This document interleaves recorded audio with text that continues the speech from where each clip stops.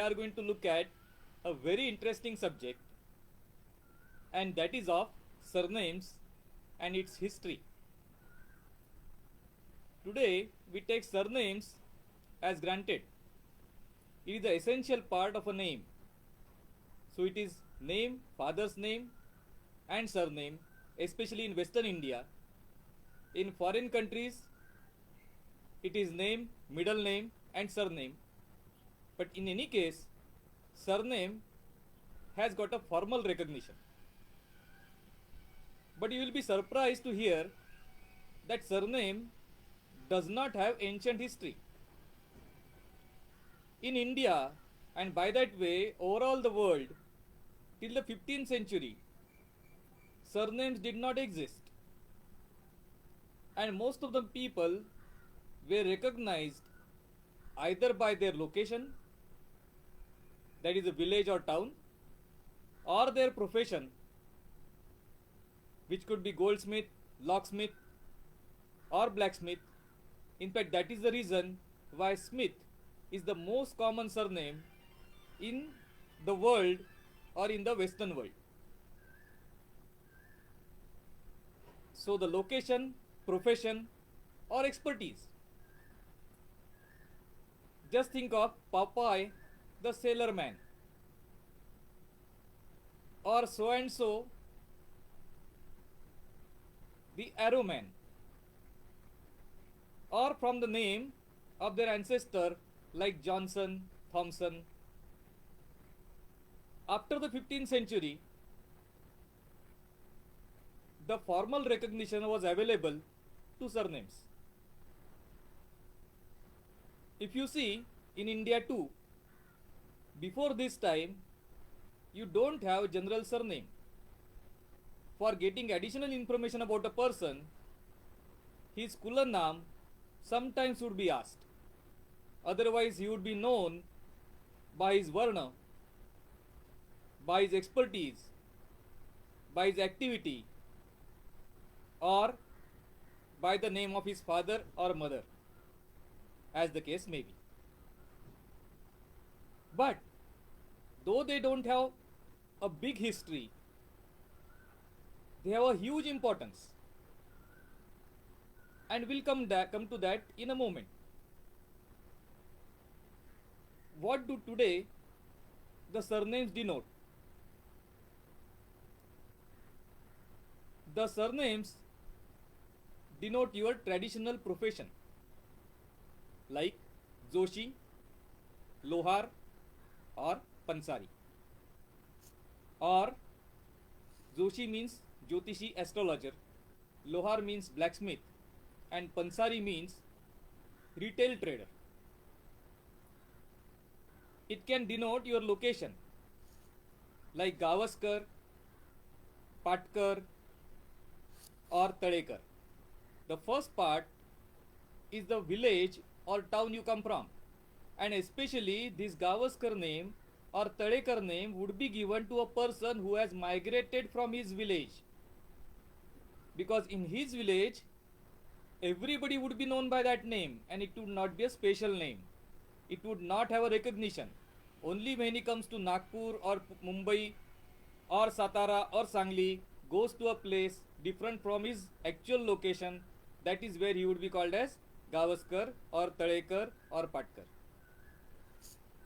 Now, furthermore, just because it is Kar does not mean that surname has to be of a nomad. For example, Vaingankar, Aroskar. Vaingankar is a name given to a farmer, specialist in making Vaingan, that is Baingan. And Aroskar is the name given to a specialist farmer who makes rice, Aroskar. And it is actually not even Kar, it is Aroskar or Vaingankar. Kar means the doer, and that has slowly become Kar. Then we come to names which have got arithmetic expertise or combinometrics, which are Shanbhag, Bharadwaj, Kamath. Check up with these people. they have got expertise in mathematics or their ancestors had, and some of that expertise is still carried on. Also, now we come to surnames which have got something to do with achievements. These are Shivle, the one who has stitched; Ghare Khan, the one who has done something big. Khan is honorific and not related to religion. For that matter, Ghare Khan here is called Anavil Brahmin, a Hindu. Kanvinde. Then we come to next is position in society, like Prabhu or Samant. Samant were the Sardars of some Zamindar. So the Sardars of a smaller denomination king, and Prabhu would be a landlord of a big piece of land on which he would allow other people to do farming for a part of the produce. Then, of course, the teachers Shastri, Upadhyay, Mukherjee, Banerjee. And this way, the variety of surnames kept on taking shape. Surnames are not ending, it is a ever increasing phenomena. For example, in case of Vaishya, that is the traders who would go from place to place, they would be known with the name of their most illustrious ancestor, and that would be helpful because they would always want credit in the new market. So in the new market nobody knew them, that is why using the name of an ancestor is useful. And in this case, every 6 generations or 7 generations, they keep changing the surname so that the most illustrious surname or most acceptable surname of the ancestors is in the forefront. So in these cases, every 6-7 generations you will see the surnames changing. And what is the use of knowing the surname? Almost all of us would be today, as of today, taking up the surname which is the third or primary, secondary or tertiary surname. Like I said, Shastri could be a primary surname or was a primary surname because it is directly connected to Varna, Rushi and profession.